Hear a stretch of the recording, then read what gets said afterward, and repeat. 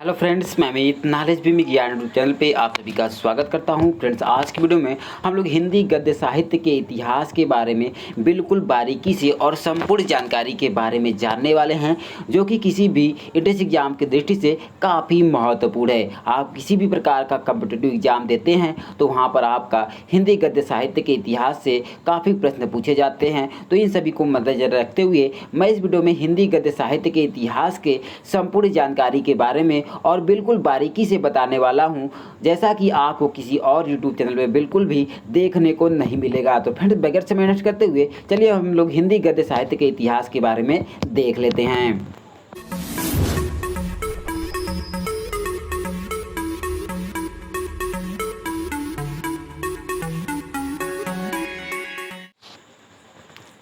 तो फ्रेंड्स, आप देख सकते हैं मैंने यहाँ पर लिखा हुआ है सबसे पहले हिंदी गद्य साहित्य का इतिहास, ठीक है ना। तो हिंदी गद्य साहित्य के इतिहास के अंतर्गत सबसे पहले हम बात करेंगे काल विभाजन के बारे में। आप देख सकते हैं मैंने यहाँ पर लिखा है काल विभाजन।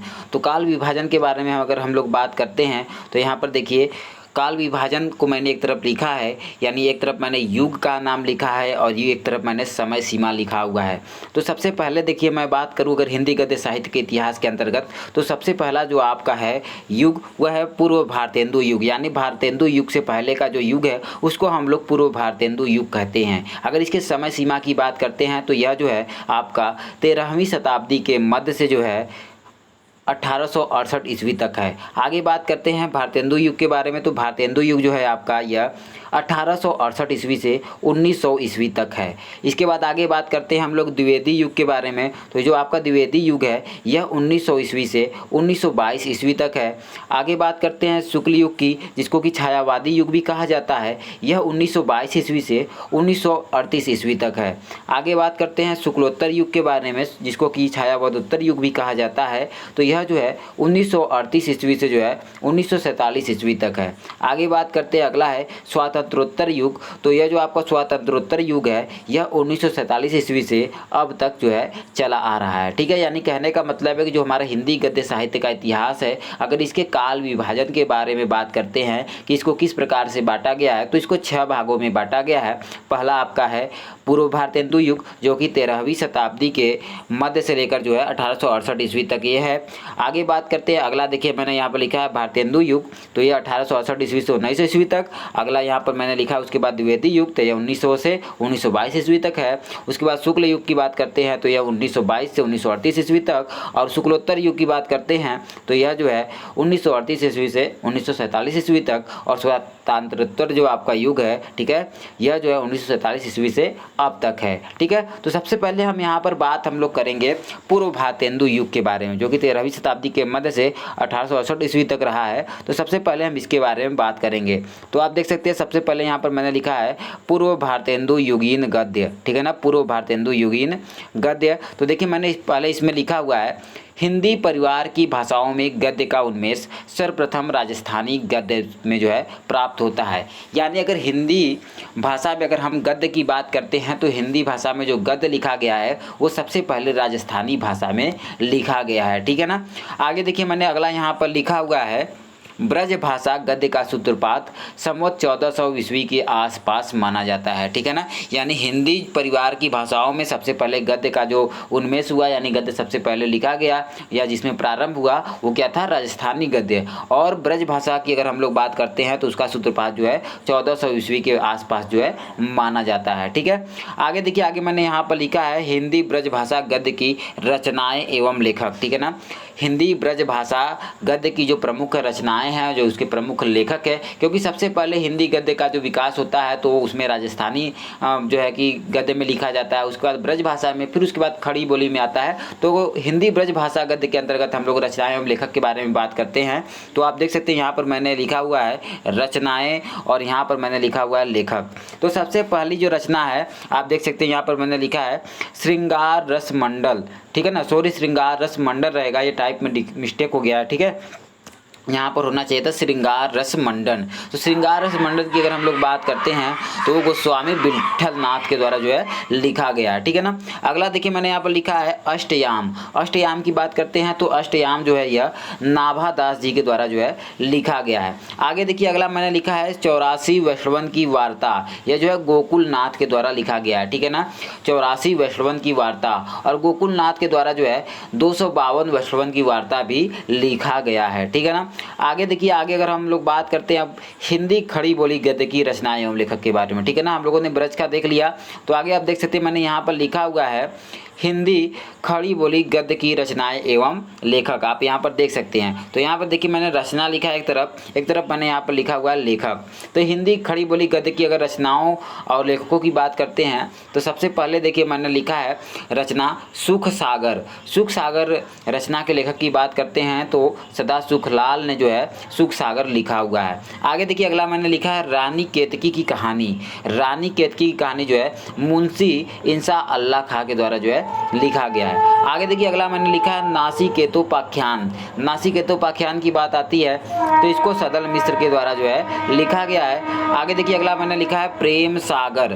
प्रेम सागर की अगर हम लोग बात करते हैं तो प्रेम सागर पंडित लल्लू लाल जी के द्वारा लिखा गया है। आगे देखिए मैंने यहाँ पर एक लिखा हुआ है, आप देख सकते हैं यहाँ पर मैंने जो है राइट का निशान लगा के लिखा हुआ है, राइट का चिन्ह के साथ मैंने लिखा हुआ है हिंदी खड़ी बोली की प्रथम रचना जटमल कृत, ठीक है ना, गोरा बादल की कथा को माना जाता है, ठीक है ना। यहाँ पर मिस्टेक हो गया है, यहाँ पर होना चाहिए था आपका गोरा, ठीक है ना, गोरा बादल, ठीक है, गोरा बादल की कथा को माना जाता है, ठीक है। यानी अगर क्वेश्चन आता है कि हिंदी खड़ी बोली की प्रथम रचना किसको माना जाता है तो जो जटमल एक कवि हैं, ठीक है ना, एक लेखक है, उनके द्वारा लिखा गया गोरा बादल की कथा उसको माना जाता है, ठीक है।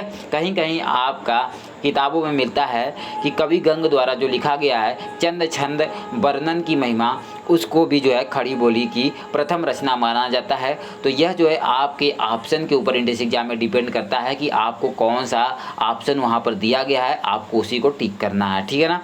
आगे बात करते हैं, अगला देखिए मैंने यहाँ पर लिखा है, हम लोगों ने जो है पूर्व भारतेंदु युगीन गद्य के बारे में देख लिया। अब हम लोग बात करते हैं भारतेंदु युगीन गद्य के बारे में, ठीक है ना। आप देख सकते हैं यहाँ पर लिखा हुआ है भारतेंदु युगीन गद्य, ठीक है, भारतेंदु युगीन गद्य लिखा हुआ है। तो हम लोग बात करते हैं भारतेंदु युगीन गद्य के बारे में।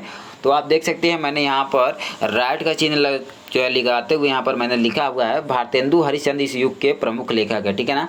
यानी भारतेंदु युगीन गद्य जो अगर इसमें हम लोग बात करते हैं तो सबसे बड़ा अगर किसी का इसमें रोल है, ठीक है, तो वो भारतेंदु हरिश्चंद्र जी का है। उन्हीं के नाम पे ही जो है इस युग को भारतेंदु युग का नाम दिया गया है, ठीक है।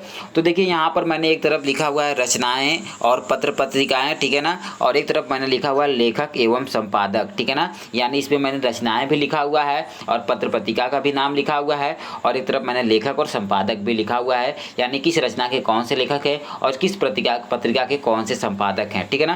तो देखिए मैंने यहाँ पर सबसे पहले लिखा हुआ है हिंदी प्रदीप पत्रिका। आप देख सकते हैं यहाँ पर मैंने लिखा हुआ है हिंदी प्रदीप जो पत्रिका है इसके संपादक है बालकृष्ण भट्ट, ठीक है ना।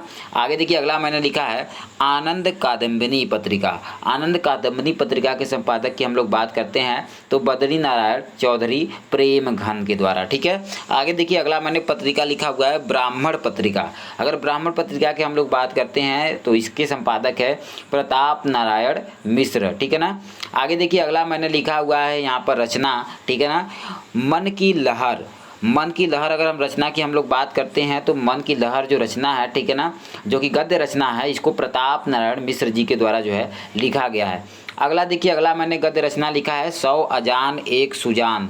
100 अजान एक सुजान, इस गद्य रचना की अगर हम लोग बात करते हैं तो इसको लिखा गया है बालकृष्ण भट्ट के द्वारा। अगला देखिए मैंने लिखा है गद्य रचना रजिया बेगम। तो रजिया बेगम गद्य रचना की अगर हम लोग बात करते हैं तो इसको लिखा गया है किशोरी लाल गोस्वामी जी के द्वारा लिखा गया है, ठीक है ना। आगे बढ़ते और आगे अब हम लोग जो है भारतेंदु युगीन गद्य के बारे में देख लिया, तो अब आगे हम लोग द्विवेदी युगीन गद्य के बारे में देख लेते हैं। तो आप देख सकते हैं यहाँ पर मैंने लिखा हुआ है द्विवेदी युगीन गद्य, ठीक है ना, द्विवेदी युगीन गद्य। तो द्विवेदी युगीन गद्य के अंतर्गत देखिए सबसे पहले मैंने यहाँ पर राइट का चिन्ह करते हुए लिखा हुआ है, ठीक है ना।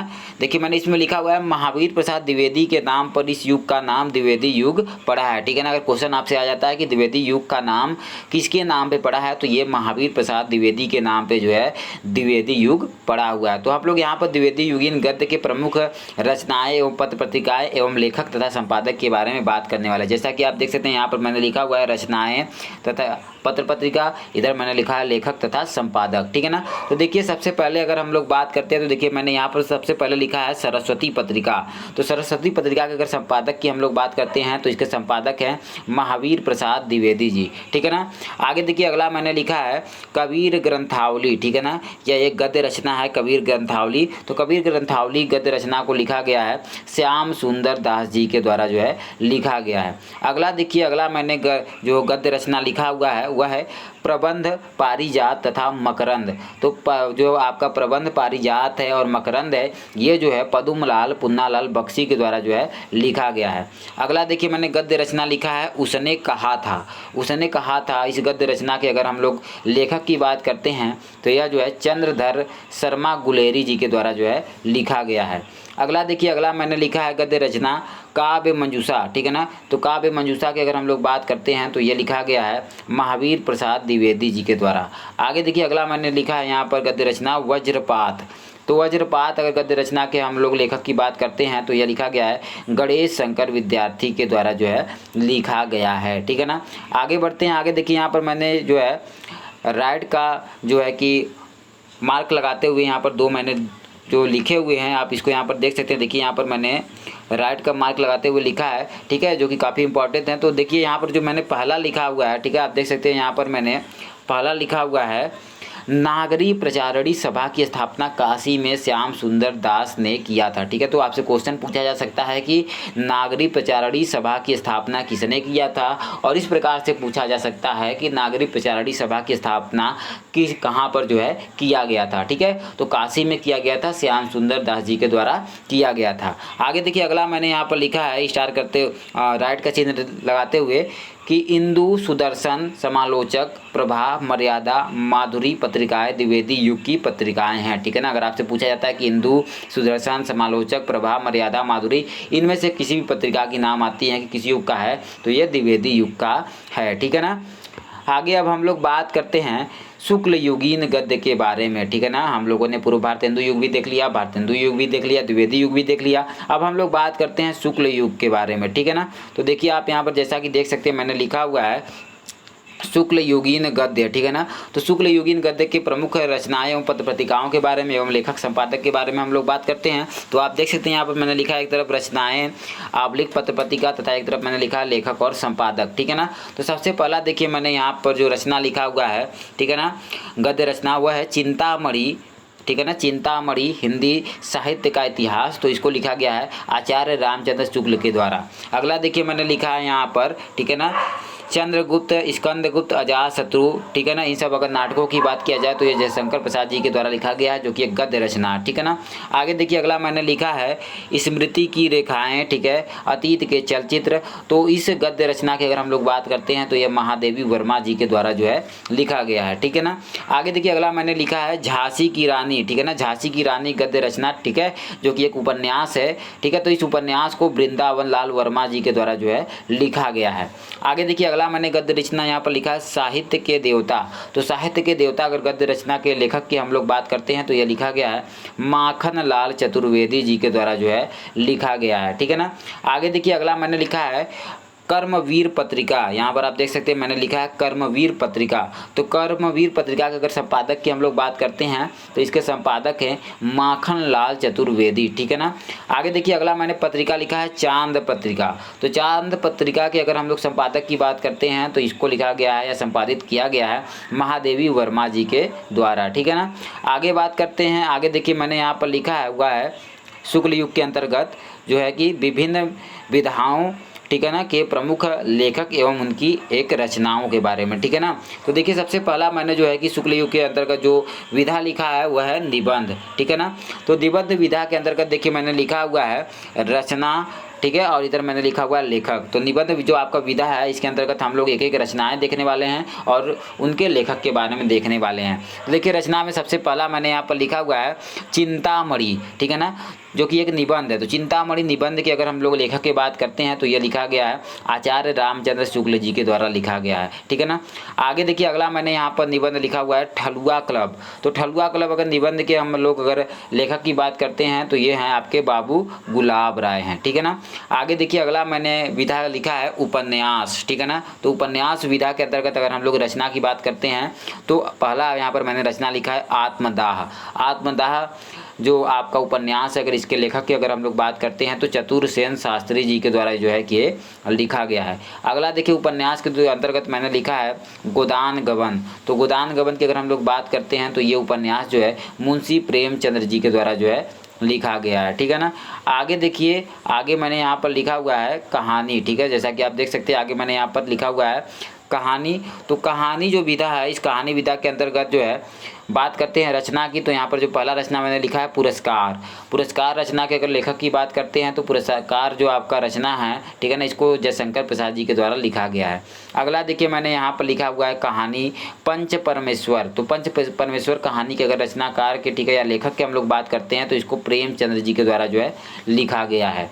अब बात करते हैं अगला विधा जो कि मैंने यहाँ पर लिखा है नाटक। तो नाटक विधा के अंतर्गत अगर हम लोग रचना की बात करते हैं तो यहाँ पर मैंने देखिए रचना लिखा हुआ है पहला स्कंदगुप्त और चंद्रगुप्त, ठीक है ना। तो चंद्रगुप्त और स्कंदगुप्त जो नाटक है अगर इसके हम लोग लेखक की बात करते हैं तो इसके लेखक है जयशंकर प्रसाद जी। आगे देखिए अगला नाटक मैंने लिखा है प्रतिशोध। तो प्रतिशोध अगर नाटक के लेखक की अगर हम लोग बात करते हैं तो इसके लेखक है हरि कृष्ण प्रेमी, ठीक है ना। आगे बात करते हैं आगे। अब देखिए आप देख सकते हैं यहाँ पर मैंने लिखा हुआ है शुक्लोत्तर युगीन गद्य के बारे में, ठीक है ना, क्योंकि हम लोगों ने जो है शुक्ल युग के बारे में भी देख लिया। तो अब अगर हम लोग बात करेंगे आगे शुक्लोत्तर युग के बारे में, ठीक है।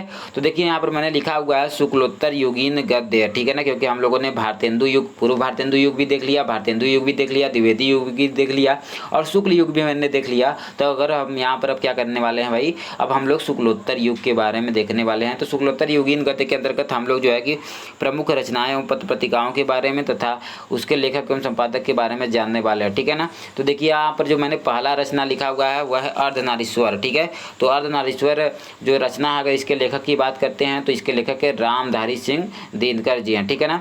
आगे देखिए अगला मैंने रचना लिखा हुआ है गद्य रचना माटी के मूर्ते गेहूँ और गुलाब। तो इस जो ये आपका गद्य रचना है इसके लेखक की बात करते हैं तो इसके लेखक है राम वृक्ष बेनीपुरी, ठीक है ना।